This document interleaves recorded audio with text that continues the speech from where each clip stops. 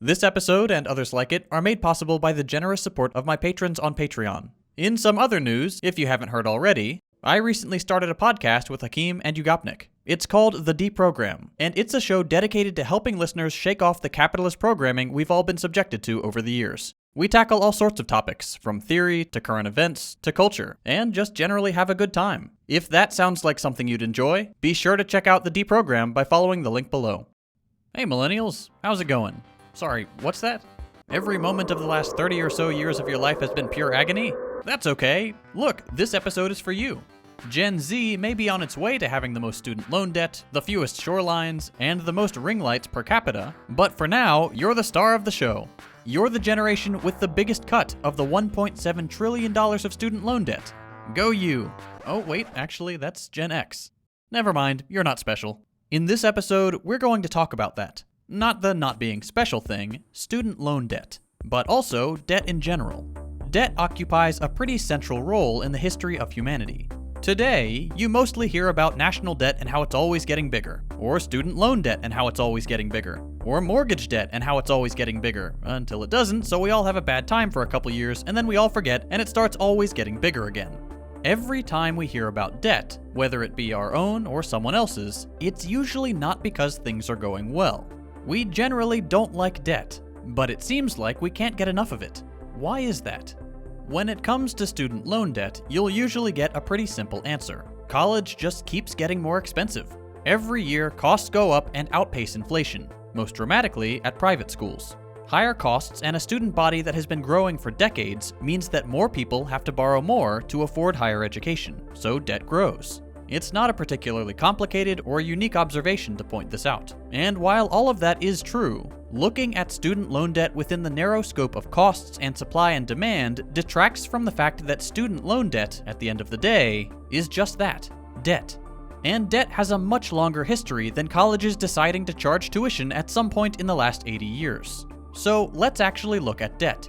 Studying debt more generally, and the kind of role it has in our neoliberal economy, helps us understand why student loan debt is probably not going to go away anytime soon. And although we can argue about the precedents and legal authority of student loan forgiveness, and we absolutely should, anything to get loan cancellation done is good, we should also explore the fact that our inability to end student loan debt thus far doesn't just come from how difficult it is to convince Biden to do the right thing, but from the entire economic and political structure that maintains debt in place. And the key factor keeping debt so present in our everyday lives is its intimate connection to violence and to control.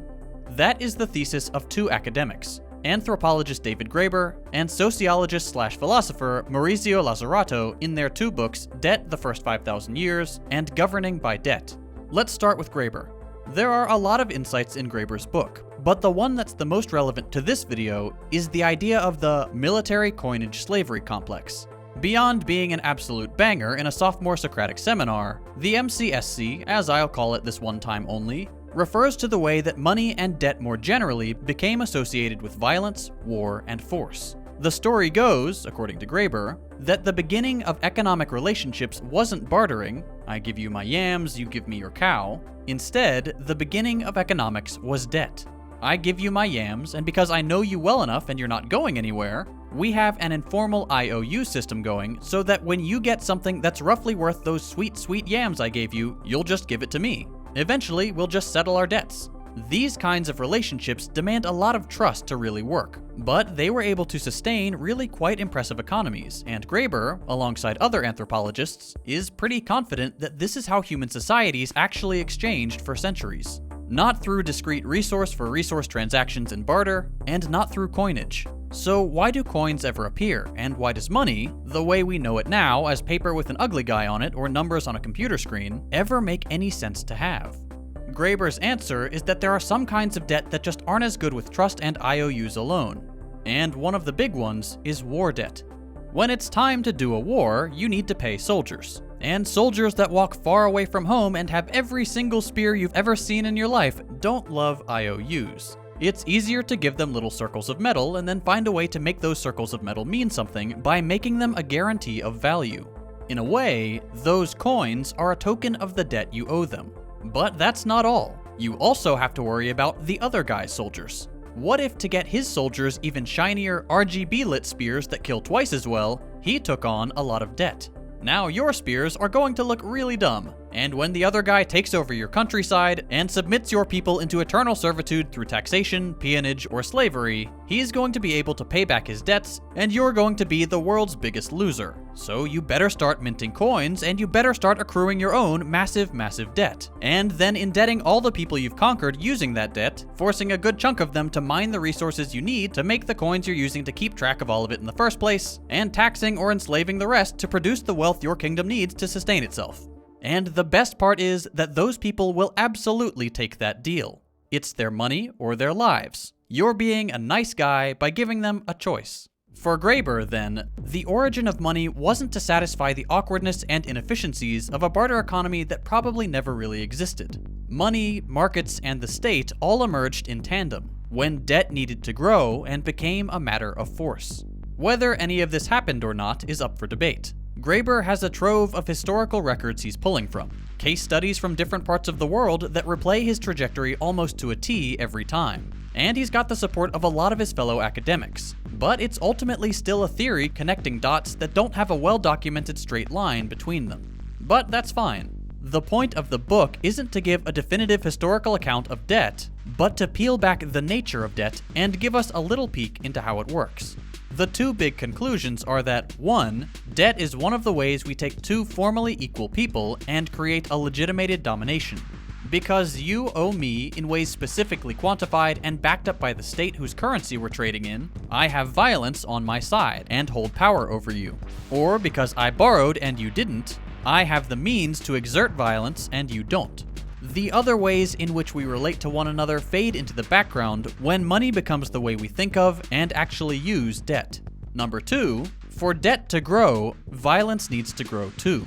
War is just a good way for this to become the norm, because you can always find people to justify spending and borrowing more for war, using war to get more resources, putting those back into more war, and so on. It's not as simple as the creditor is the bad guy and the debtor is the good guy. It's that in order for debt to grow in orders of magnitudes, you need violence. And whoever is on the side capable of doing the violence will use that debt for their benefit. This is a really complicated argument and an even harder one to summarize in a single chapter of a 15-minute YouTube video written in a week. So if you're wondering what all this is about, there are links to Graeber's book, summaries, and critiques in the description. For now, let's move on, because we started out with student loans and just spent like 5 minutes on medieval wars and slavery. The reason to go so in-depth on debt with David, though, is because the connection between violence and debt, or in other words, violence and the economy, has persisted. On the international scale, it's hard to distinguish the mythical debtor and creditor states of old-timey medieval Europe and Asia with the US's current national debt, a massive chunk of which is inherited from our involvement in past wars and the yearly ritual of feeding, with nearly $1 trillion imaginary dollars we'll definitely pay back, the flames of the world's largest military budget. Similarly, the creation of debt traps across the developing world, mainly in Africa and Latin America, so that our domestic markets and industries could produce incredible wealth for the few with the stake, really resembles the colonial and expansionary methods that made money and debt the currency of violence Graeber spends an exhausting 500 pages on. Debt has de facto become the logic of government. Just using debt to fund wars isn't enough, though, because sometimes, when an expanding state and a rapidly industrializing economy love each other very much, some people get the funny idea that money can become more than a way to exchange things easily. They start to think that the whole point of money is to make more of it. Man, if only there were a name for that. Who cares? The kind of markets that popped up during war times and gave meaning to all those metal circles get repurposed. The relationship between creditors and debtors, this is where Lazzarato's book comes in by the way, starts to permeate all the different spheres of society, not just trade and war. All of social life comes under the purview of debt. Wanna buy a house? Take out a mortgage. Wanna buy a car? Here's a 36-month $0 down loan. Don't wanna buy or take out a loan? Just start renting, silly. Here's a credit card. It's nothing like a loan at all. Just don't forget to pay it back every 30 days, and depending on how well you're able to do that, maybe we can give renting a shot. Wanna go to school? Don't worry, it's so easy. Just sign right here. Every major milestone in life is put behind the same wall: debt. Now, can you live life without taking out any sort of loan? Of course. But if you aren't from a wealthy family, living without any kind of debt usually means little more than subsisting, saving for years and years for anything that can materially improve your life. You can choose not to take out student loans, a mortgage, not build a credit score, roll the dice on never needing to take out money for a medical procedure. But you probably can't do all of those and live a normal life. What debt offers is predatory inclusion. You can come play with the rest of us and have a good time, but only at the cost of a constant need to make sure you pay the loan back. Because you can't not pay the loan back, even if in real terms you've given way more money back than you've ever taken out. So long as the bank says you have to pay, you'll have to pay. You signed the contract after all. No one made you. Since there's really just one way to pay the loan back, work and make money, that is precisely what you'll do. And since the things that make you the most money are usually the things that make somebody else the most money, that's where you'll go. So long as that loan isn't paid back, you get nothing. You get poverty. You get anguish. You get the constant threat looming over you that you could be destitute tomorrow morning. You can get police officers showing up at your door. There is a tremendous amount of violence that goes into maintaining and paying back debt. The more unpayable these loans become, in the case of student loans, either because the price of college keeps growing, or the jobs that graduates can find aren't paid well, the more that violence grows and affects more people. With $1.7 trillion waiting to be collected, there's plenty of violence to go around. The magic of debt in such an economy is that it gives a lot of legitimacy to that violence. Not paying back your debts is tangled up with so much moral judgment that it seems impossible to think of an alternative to paying it back or losing everything you have trying to. You have to pay it back. After all, it's the right thing to do. Governments not only know this fact, but they also know that pinning all this violence and coercion on the back of debt and on your presumed moral failure for not paying it back is a whole lot easier than wielding that violence directly. It's not the government making you work overtime. You decided to take out those student loans. Debt has de facto become the logic of governance. You might be wondering what this lens of analysis ultimately does. What's the point of thinking about this issue in this abstract structural manner? The point of understanding the role of debt as a form of predatory inclusion, an entrance into a system of exploitation tangled up with and backed up by an extensive network of structural violence, allows us to give up on the wrong idea that borrowers are just one financial literacy class away from making good debt decisions. Really understanding debt means understanding that this isn't a case of people failing in a fair system, and so why should we ever do anything to help them? This is people routinely denied a normal life unless they purposefully follow the path that makes them an excellent source of compulsory labor. The fact that they can fail on that path just contributes more to its success. So, why is student debt so hard to forgive? Because debt is too good to give up. As one final parting thought, it is interesting to think about what might happen if the majority of indebted Americans simply refuse to pay back their absurd debt. Would we see the capitalist regime arrest and imprison millions of Americans? That seems hard to believe. After all, these are just made-up numbers on a spreadsheet somewhere. There is literally nothing stopping the president from canceling student debt, or most forms of debt for that matter, with the stroke of a pen. As someone who has managed to pay off my own student loans, it is simply unconscionable that anyone else should ever have to suffer that same punishment. One way or another, the American debt system needs to go. If you'd like to learn more about that or any of the topics discussed in this video, including some of the more technical ways we can end student loan debt, there's further reading in the description. I mentioned at the beginning of this video that this kind of content is made possible by my patrons on Patreon.